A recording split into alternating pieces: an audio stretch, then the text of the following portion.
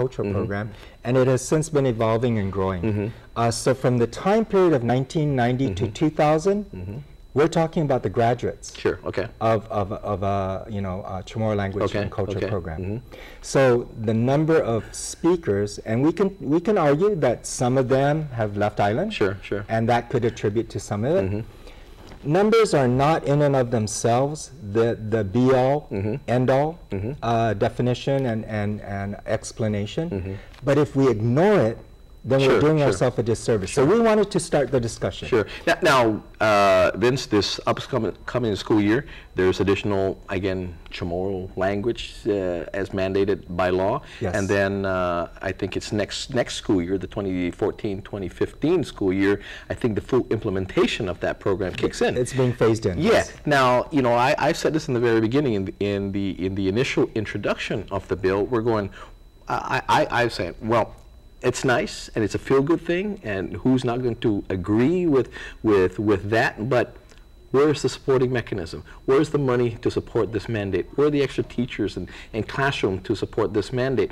Why don't we perfect what we have at this point, and then from there, once we've perfected, then let's put the resources to the perfection of the program. Is that what basically you're looking at?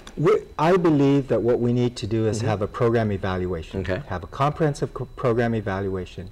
And I'll tell you, Jesse, I had a meeting with Mr. Ron Laguarnia, about 10 or 12 of his teachers. Head of the Chamorro Studies, right?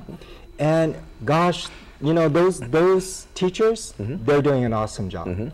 They have done their job. They have developed content and performance standards that tells you what the curriculum is, so that a principal can hold the elementary teachers accountable for what needs to be taught, kinder, first, second, third, fourth, fifth.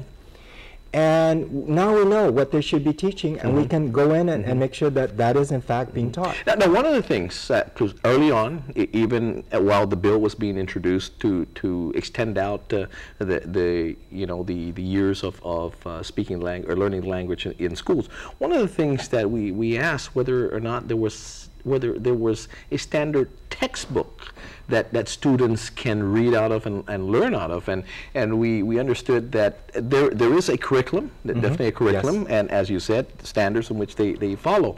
But I'm wondering, as a student in this school, if you have to transfer from this school to the next school, whether that follows on, a textbook will. I mean, I guess maybe I'm dating myself, and I'm old school with that a textbook, basically an adopted textbook, will in this school, and I'm a third grader, will be the same as if I went to another village and went to a school there. Is that how it goes? I mean, are we trying to get continuity in that? No, as a matter of fact, that's one of the things that we need to give credit to the Chamorro language program in the Department of Education. They've had to create a lot of their own materials.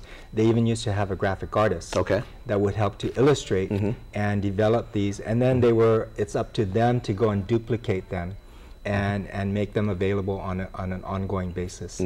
Unfortunately, we don't have a lot of authors, and I would love to see a lot more of our Chamorro writers take up the call and start writing things so that we can be reading for leisure.